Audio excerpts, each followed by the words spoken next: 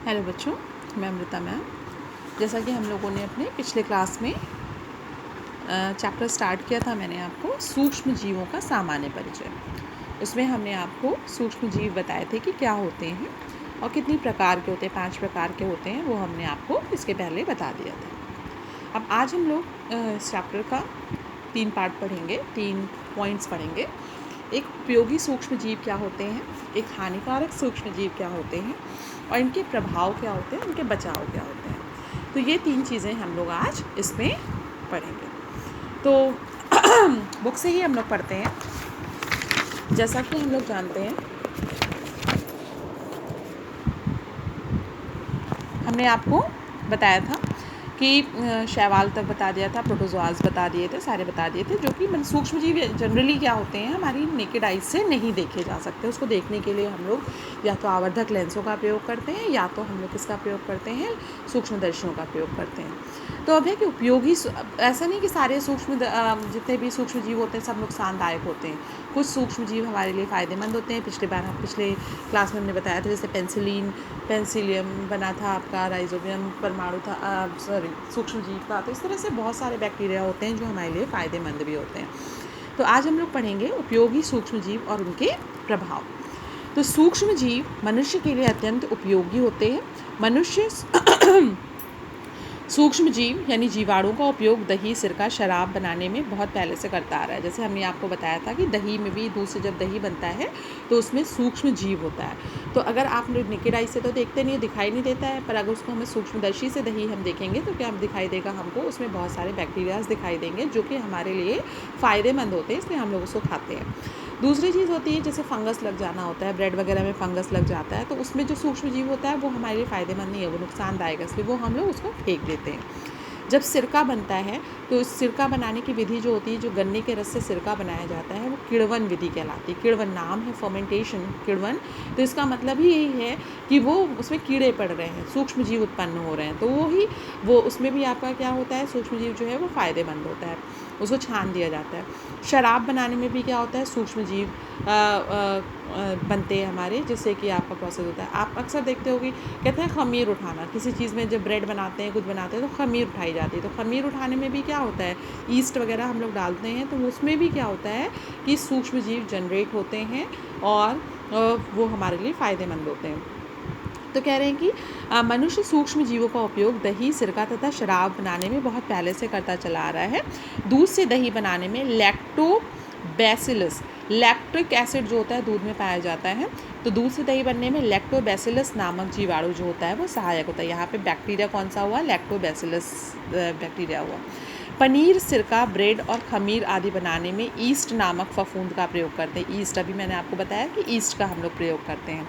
इसके अतिरिक्त सूक्ष्म जीवों का हमारे जीवन में निम्नलिखित उपयोग है, मतलब बहुत सारे उपयोग हैं। जैसे कि प्रतिजैविक दवाएं बनाने में, प्रतिजैविक यानी एंटीबायोटिक, आप सुनते हो ना, डॉक्टर के पास जाते हैं, बीमार पड़ते हैं, डॉक्टर क्या करता है, दवा के साथ एक एंटीबायोटिक दे देता है। एंटीबायोटिक देने का मतलब क्या होता है कि उससे दवा का कोई आपको साइड इफ़ेक्ट ना हो, इसलिए वो एंटीबायोटिक दवाएं देता है। तो एंटीबायोटिक दवाओं में भी इसका यूज़ है। तो सूक्ष्म जीवों द्वारा अनेक प्रतिजैविक दवाएं यानी एंटीबायोटिक दवाएं बनाई जाती हैं। एंटीबायोटिक यानी प्रतिजैविक दवाएं वह दवाएं हैं जो रोग फैलाने वाले जीवाणु के प्रतिरोध में प्रयुक्त होती है। आजकल तो कोरोना वायरस बहुत फैल रहा है, एंटीबॉडीज़ वगैरह नाम आप सुन रहे हो सारा, है ना, कि जिनको कोरोना हो चुका है, जो ठीक हो चुके हैं, उनके ब्लड में ऐसे सेल्स पाए जाते हैं जो कि क्या करते हैं कि रोगों से लड़ने की शक्ति जनरेट करते हैं। तो उससे क्या होता है, एंटीबॉडीज़ जनरेट की जा रही हैं। तो इस तरह से यहाँ पर भी वही चीज़ है कि जीवाणुओं के प्रतिरोध में प्रयुक्त होती है और शरीर में पहुँचते ही इन रोगाणुओं को क्या कर देती है, नष्ट कर देती है। तो जो हमारी वैक्सीन वगैरह बनाई जा रही है वो सब इसी पर बेस्ड होती है। प्रतिजैविक दवाओं का उपयोग सूक्ष्म जीवों द्वारा अनेक रोगों जैसे टीबी है, हैज़ा है, टाइफाइड है, निमोनिया है आदि के उपचार में किया जाता है। ये चूँकि ये पुरानी बुक है, इसमें कोरोना नहीं दिया, बट अब जब नई बुक छपेगी तो उसमें देखिए बच्चों, आप लोग को कोरोना वायरस के बारे में भी अच्छे से लिखा होगा। और आप लोग देख ही रहे हो, हम तो आशा करते हैं कि आप लोग उससे बच के रहिए। आप लोग घर से बाहर नहीं निकलिए, बाहर निकलिए तो मास्क पहन करके निकलिए। इस समय बहुत ही पैंडेमिक कंडीशन जो है वो बहुत ही ज़्यादा दुखदाई है। तो एंटीबायोटिक दवाएं जैसे पेंसिलिन है, पेंसिलिन किससे बनती है? फफूंद से बनती है, कवक से बनती है, फफूंद से पेंसिलिन बनाते हैं। स्ट्रेप्टोमाइसिन जो है जीवाणु से बनाई जाती है, और क्लोरेलिन जो है वो शैवालों से बनाई जाती है। हमने आपको 5 चीज़ें बताई थी, कवक था, फफूंद था, शैवाल था, जीवाणु था और वायरस था, है ना। तो इस पर अलग अलग चीज़ों से आपकी क्या होती है, अलग अलग एंटीबायोटिक्स बनाई जाती हैं। नेक्स्ट होता है नाइट्रोजन स्थिरीकरण। नाइट्रोजन स्थिरीकरण, नाइट्रोजन जो है हमारे शरीर के लिए बहुत फ़ायदेमंद है, और साथ ही साथ क्या है, आपके पौधों के लिए बहुत ज़्यादा उपयोगी है। जैसे कहते हैं कि कोई भी ज़मीन जो है वो उर्वरा शक्ति उसकी ख़त्म हो गई, फर्टिलाइजेशन उसका ख़त्म हो गया, तो हम लोग क्या करते हैं, उसमें खाद डालते हैं, उर्वरक डालते हैं, तो फर्टिलाइज़र डालते हैं। तो फर्टिलाइज़र वगैरह में क्या होता है, नाइट्रोजन की मात्रा ज़्यादा होती है, तो यूरिया वगैरह डालते हैं। तो अपने खेत में लगा चना, मटर या अरहर के पौधों को जड़ सहित उखाड़िए। कोई भी पौधे को जड़ सहित अगर हम उखाड़ते हैं, इस बात का ध्यान रखें कि उखाड़ते समय जड़ें टूटनी नहीं चाहिए, जड़ें मतलब अलग ना हो। पौधों की जड़ को धोकर अवलोकन करें। इसको अगर हम धो करके देखते हैं तो देखिए ये आपकी जड़ है, इसमें शाखान्वित जड़ें हैं, ये मुख्य जड़ है, शाखा वाली जड़ें हैं, और इसमें क्या है, कुछ गांठें जैसी जीवाणु में गांठें दिखाई देती हैं। तो आप देखेंगे कि इन पौधों की जड़ों में गांठें पाई जाती हैं। इन गांठों में राइजोबियम नामक जीवाणु पाए जाते हैं। कौन सा जीवाणु है? राइजोबियम नामक जीवाणु पाया जाता है। ये जीवाणु वायुमंडल की मुक्त नाइट्रोजन व नाइट्रेट को नाइट्राइट में बदलते हैं। मतलब जो वायुमंडल में 79% नाइट्रोजन होती है, 20% अप्रॉक्सीमेटली ऑक्सीजन होती है, और शेष गैसें जो होती है 1% में होती है। तो जो मुक्त गैसें हैं, मुक्त नाइट्रोजन है, और जो नाइट्रेट वगैरह होते हैं उसको नाइट्राइट में बदलता है, क्योंकि नाइट्राइट हमारे लिए फ़ायदेमंद है। अर्थात नाइट्रोजन का स्थिरीकरण करते हुए भूमि की उर्वरता बढ़ती है।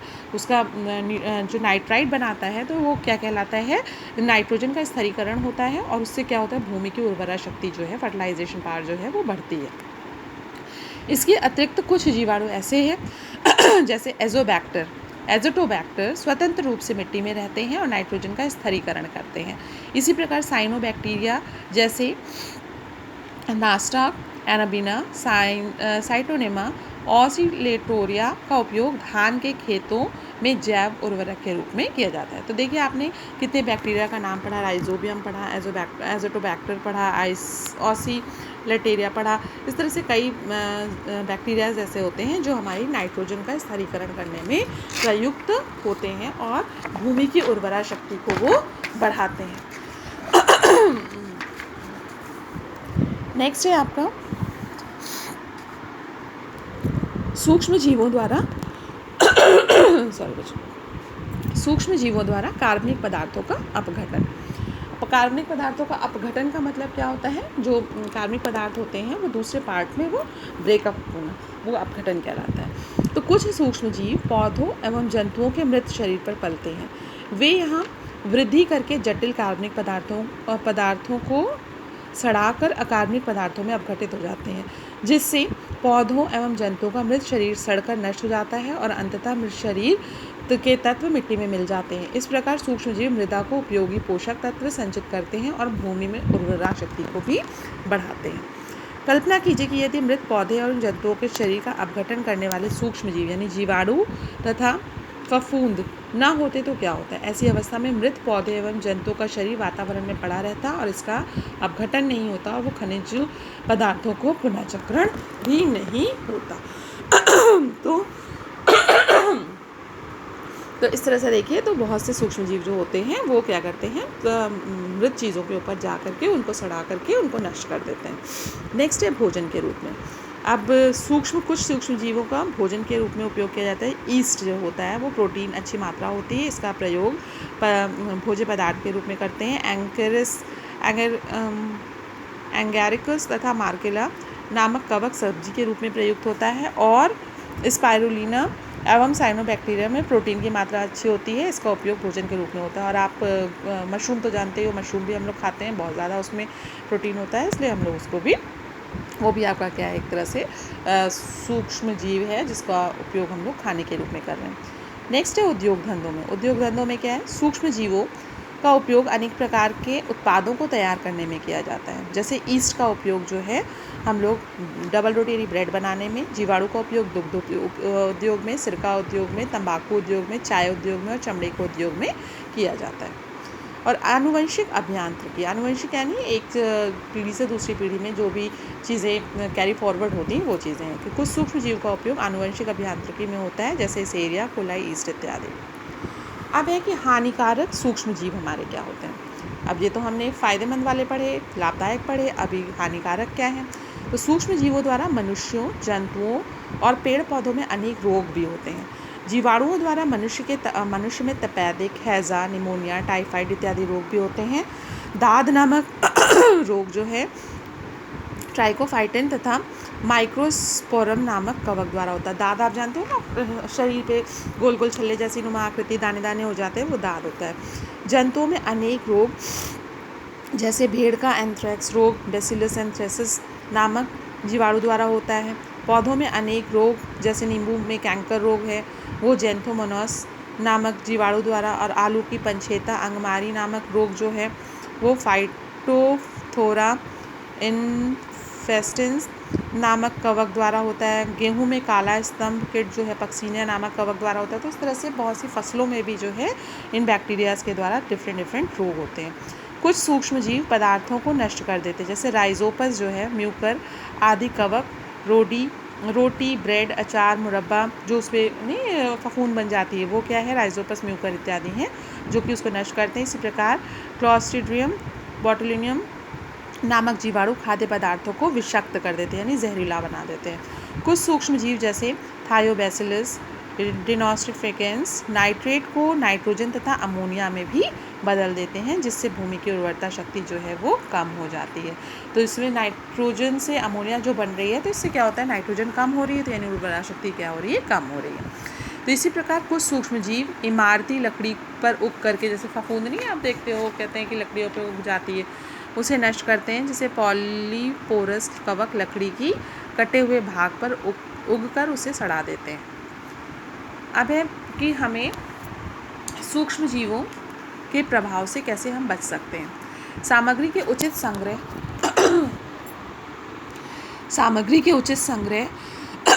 तथा संरक्षण से सूक्ष्म जीवों द्वारा होने वाली हानि को हम रोक सकते हैं। जैसे अगर मान लीजिए हम लोग कोई चीज़ है, कहता है कि खाना हमने बनाया सुबह से शाम तक में ख़राब होने लगा, तो उसको हम लोग क्या करते हैं, फ्रिज में रख देते हैं। दूध को हम लोग फ्रिज में रख देते हैं जिससे वो ख़राब होने से बच जाए, मतलब उचित संग्रह हम लोग करते हैं।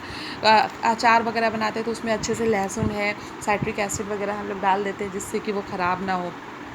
तो सूक्ष्म जीव जहाँ हमें रोगग्रस्त कर देते हैं, वहीं हमारे दैनिक जीवन में वस्तुओं को नष्ट भी कर देते हैं। जैसे डबल रोटी, पुस्तक, चमड़े की वस्तुएं, खाद्य सामग्री आदि सूक्ष्म जीवों द्वारा खराब हो जाती है। उष्ण तथा नम वातावरण में सूक्ष्म जीव इन वस्तुओं पर उगाते हैं और उन्हें खराब कर देते हैं।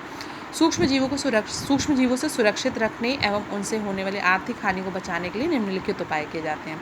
जैसे फैब्रिक यानी कपड़े या चमड़े के सामान को बचाव करना है, तो हम लोग क्या करते हैं, उस पर अगर सूक्ष्म जीव ना लगे तो उसके लिए हम लोग अच्छे से उस पर टैनिंग कर देते हैं, पेंट कर देते हैं, तेल लगा देते हैं। तो फैब्रिक तथा चमड़े के सामान का क्षरण सूक्ष्म जीवों द्वारा ना हो, इसके लिए उनका उचित संग्रह आवश्यक है।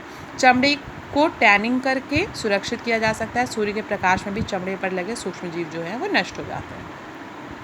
टिम्बर यानी लकड़ी, बांस, टिम्बर को सूक्ष्म जीव से बचाने हेतु उसको हम लोग पेंट करके रखते हैं। टिम्बर इमारती लकड़ी को सूक्ष्म जीवों से बचाने के लिए उसे पेंट करना आवश्यक है। फर्नीचर आदि की लकड़ी से बनी हुई वस्तुओं को दीमक आदि बचाव के लिए खाली भाग को पुटीन द्वारा भर देना चाहिए, और कीटनाशक दवाओं जैसे गैमेक्सिन आदि का छिड़काव करने से भी कीट संग्रह से बचाया जा सकता है। और भोजन को हम लोग क्या करते हैं, रेफ्रिजरेटर में स्टेरिलाइजेशन द्वारा सुरक्षित कर सकते हैं। आपने कभी सोचा कि गाय भैंस का दूध दुहने के बाद उसे उबाला जाता है, यदि दूध उबाला नहीं जाए तो क्या होगा? तो उसको स्टेरिलाइजेशन एक विधि है जिसके द्वारा खाद्य पदार्थों को सूक्ष्म जीवों से मुक्त किया जाता है। इससे खाद्य पदार्थ एक निश्चित समय तक खराब नहीं होते। फ्रिज यानी रेफ्रिजरेटर एक उपकरण है जिसके द्वारा सामान्य ताप से कम ताप पर 5 से 10 डिग्री तक उत्पन्न कर सूक्ष्म जीवों की उपापचयी क्रिया, मतलब उपापचयी क्रिया यानी सूक्ष्म जीवों का बढ़ना, क्रियाएं तथा वृद्धि को नियंत्रित किया जा सकता है। इसलिए फ्रिज का उपयोग फल, सब्जियों तथा खाद्य पदार्थों आदि को संरक्षित करने के लिए तथा पेय पदार्थों को ठंडा करने के लिए हम लोग करते हैं। कुछ और भी आप जान लीजिए भाई कि लुई पाश्चर जो थे एक बहुत अच्छे साइंटिस्ट थे, वैज्ञानिक थे, जिन्होंने 1866 में दूध में किण्वन रोकने के लिए पौष्टिरीकरण विधि का प्रयोग किया। आप देखते हैं जब पैकेट वाला दूध हम लोग लेके आते हैं तो उसमें लिखा होता है पॉस्चराइज्ड मिल्क, है ना। तो वही पौष्टिरीकरण जो है वो लुई पाश्चर ने बताया था और उन्हीं के नाम पर ये पौष्टिरीकरण नाम पड़ा। इस विधि में दूध का विसंक्रमण यानी स्टेरिलाइजेशन करते हैं। लो टेम्परेचर पर यानी कम टेम्परेचर पर होल्डिंग पर विधि से दूध को 145 डिग्री फ़ारेनहाइट पर लगभग 30 मिनट तक गर्म करते हैं। पहले हम लोग उसको क्या करते हैं, 30 मिनट तक उसको गर्म करते हैं, जिससे क्या होता है कि उसका जो जीवाणु वगैरह है नष्ट हो जाते हैं। फिर हाई टेम्परेचर सार्ट टाइम विधि को 161 डिग्री फ़ारेनहाइट पर लगभग 15 सेकेंड गर्म किया जाता है। फिर इस विधि से सभी हानिकारक या रोग कारक जीवाणु या बीजाणु जो होते हैं वो सब क्या होते हैं, नष्ट हो जाते हैं, मृत हो जाते हैं। उसके बाद हम लोग उसको पैकेट बना करके रख सकते हैं। फिर आता है भोज्य पदार्थों को हम लोग उबाल कर। डिब्बों में भरने से पहले खाद्य पदार्थों को भाप द्वारा 15 पाउंड दाब पर 120 से 126 डिग्री तापमान पर लगभग 12 से 19 मिनट तक गर्म करते हैं, जिससे जीवाणु और उसमें अंतः बीजाणु पूर्णतया मृत हो जाते हैं। पुस्तक इसीलिए देखिए कहा जाता था कोरोना वायरस में कोई चीज़ ठंडी मत खाइए, गर्म चीज़ें खाइए, क्योंकि गर्म करने से जो है जीवाणु जो है वो नष्ट हो जाता है, वायरस जो है नष्ट हो जाता है।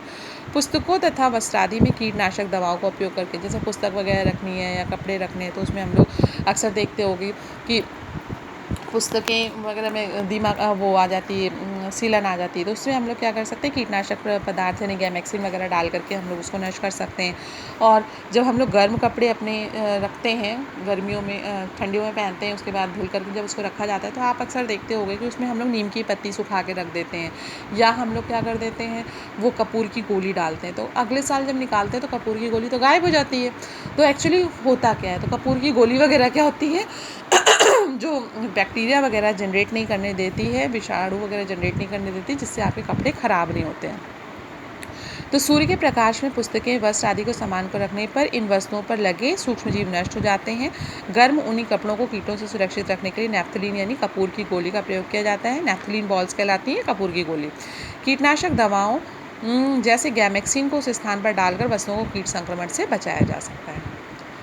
अब है कि कुछ और भी जान लो। अचार में नमक मिलाकर रखने से नमक संरक्षक का कार्य करता है। इसके द्वारा उत्पन्न माध्यम में एंजाइम निष्क्रिय हो जाता है और सामान्य तापमान पर भोजन जो है विखंडित कर देता है। जैम, जेली बनाते हैं, शरबत बनाते हैं, जिन बर्तनों में सुरक्षित रखे जाते हैं उनको जीवाणु रहित या विसंक्रमित किया जाता है। इसके लिए बर्तनों को निश्चित समय के लिए पानी में खौलाया जाता है। इसके अतिरिक्त इन सामग्रियों को में सोडियम मेटाबाइसल्फेट तथा सोडियम बेंजोएट की निश्चित मात्रा मिलाई जाती है, जो परिरक्षक यानी प्रिजर्वेटिव का काम करती है, जो खराब नहीं करती है। सॉस चटनी में एसिटिक अम्ल या परिरक्षक का कार्य करता है। दूषित जल व भोजन हमारे लिए हानिकारक है, इसलिए स्वच्छ जल या ताज़ा भोजन या उचित ढंग से संग्रहित किए जाने वाले भोजन का ही प्रयोग करना चाहिए। देखिए पानी में भी अक्सर कभी कभी कड़वाहट होती है, तो उसमें क्लोरीन की गोलियां मिलाई जाती हैं, जिससे कि पानी में उत्पन्न जीवाणु वगैरह जो है वो नष्ट हो जाए। तो अब आगे का पार्ट जो है हम लोग नेक्स्ट टर्न पे पढ़ेंगे। तो बच्चों इतना आप लोग रिवाइज कीजिएगा, ठीक है बच्चों। Thank you, have a nice day.